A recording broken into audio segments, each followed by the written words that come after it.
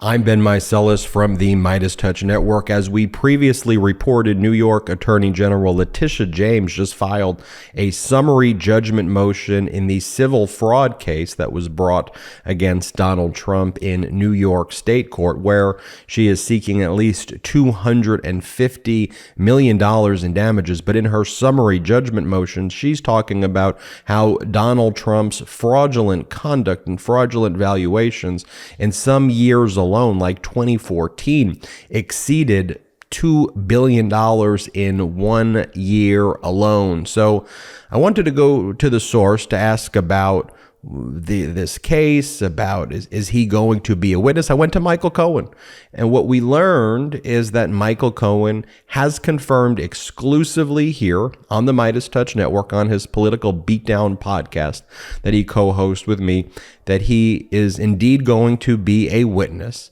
He hasn't said this, but I will say this. I believe an important witness in the New York Attorney General's civil fraud case against Donald Trump. But I want to show you where Cohen broke the news with us first here at the MeidasTouch Network, but Cohen also shared with us a little more. And that's why this video to me is so powerful.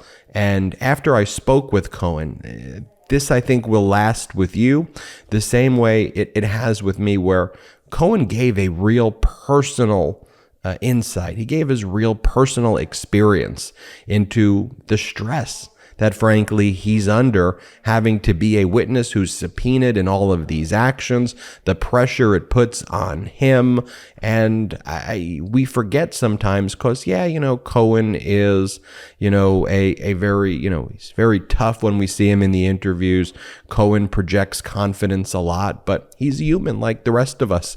And he's someone who this conduct impacts. And you see the kind of trail of destruction that Donald Trump leaves, and just the harm he causes anybody who's in his orbit, was in his orbit, and that includes all of us, frankly, too. It includes the country who Donald Trump is traumatizing. Donald Trump is an abuser in many, many, many, many ways, just like any other type of abuser, just on a, frankly, both a micro and macro scale. So without further ado, let me bring in Michael Cohen. Cohen, take it away. Tish James made a statement that in 2015 that Donald Trump had overinflated his assets by somewhere in the ballpark of $2.2 billion. I can confirm that I am expected to be a witness in that case as well. And I will probably be subpoenaed any day now. I will receive the subpoena to appear as a witness for the state in that specific case as well. I do have to say that as much as I want to see Trump held accountable for all of the cases that are pending against him, for the things that he legitimately did, sitting on the stand as a witness, whether it's a civil case such as this one or the criminal case that will be pursued by Alvin Bragg in March, it's not easy. And I want people to remember that I appeared before 7 congressional committees, approximately 9 hours, per clip, not to mention 23 meetings with the Manhattan DA, a handful of with the Attorney General. I have done my part to hold Donald and his cohorts accountable. And I do really have to say it is mentally exhausting. It's physically exhausting. It's emotionally exhausting.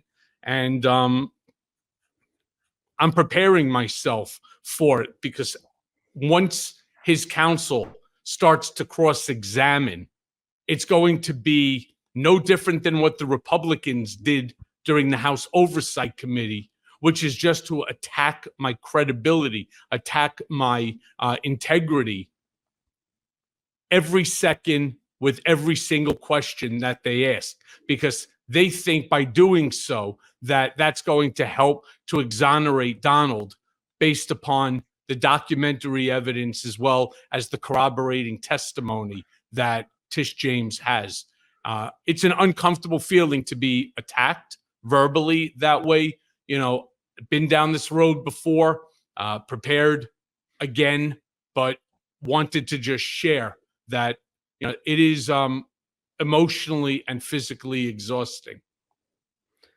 And we appreciate you, Cohen, opening up and, having these candid discussions that you and I have privately a lot about just how we feel about these things, like speaking about our emotions. And yes, people know the Michael Cohen who they see on Beatdown and CNN, and they know you for your intelligence and that you don't hold back.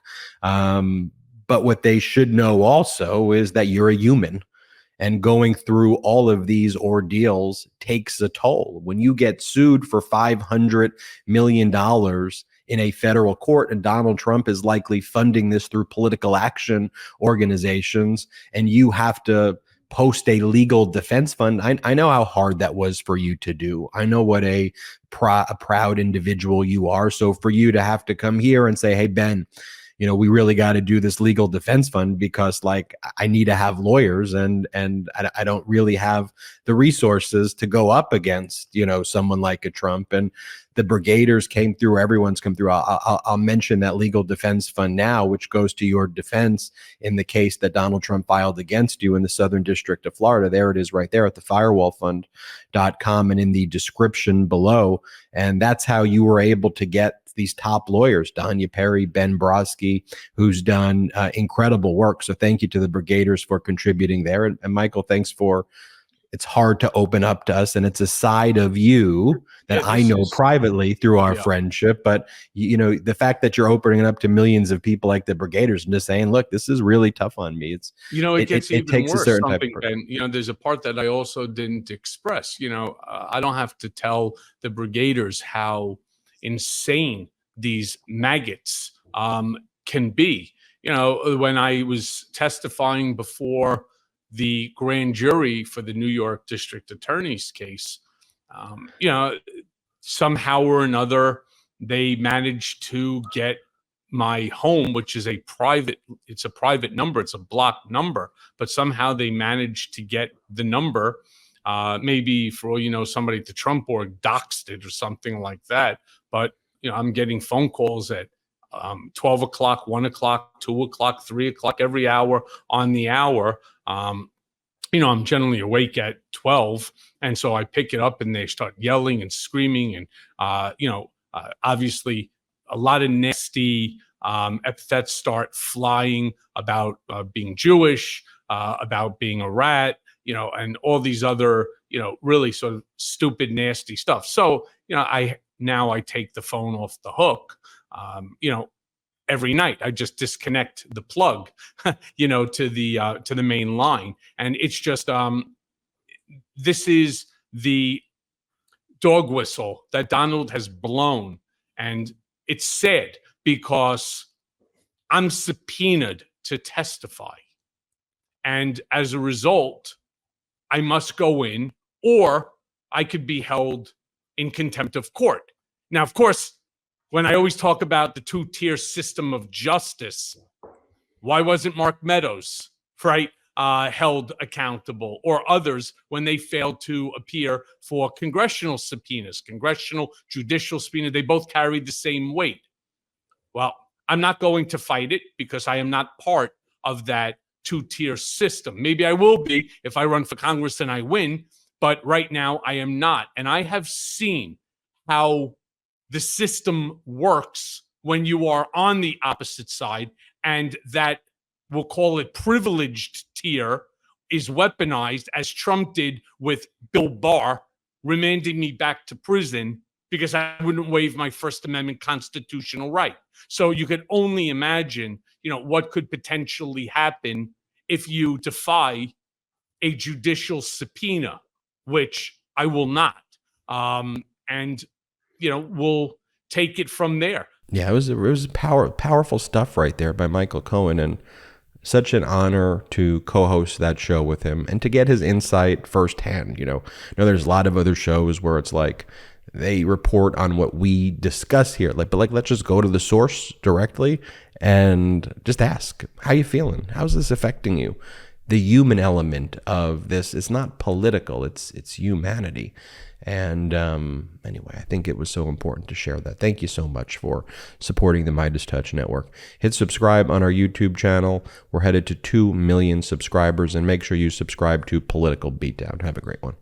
Hey Meidas Mighty, love this report? Continue the conversation by following us on Instagram @MeidasTouch to keep up with the most important news of the day. What are you waiting for? Follow us now.